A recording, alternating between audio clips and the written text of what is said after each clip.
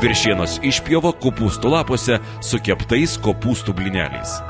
Viršienos išpjova marinuojama su druska, pipirais ir čiobreliais.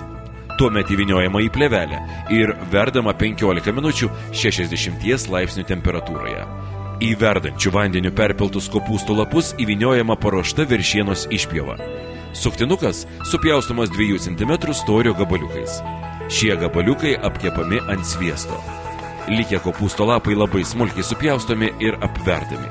Iš tarkuotų bulvių, virtų kopūstų, kiaušinių ir prieskonių gautos masės formuojami blyneliai. Jie apvoliojami džiūvėsėliuose ir apkepami aliejuje. Padažui keptuvę pilame vyno, jį šiek tiek nugariname, tuomet pilame grietinėlę, dedame garstyčias, smulkintus čiobrelius ir verdame, kol padažas sutirštėja. Baigiant virti, įdedame perpjautus vynuoginius pomidorus. Paskaniname druska ir pipirais.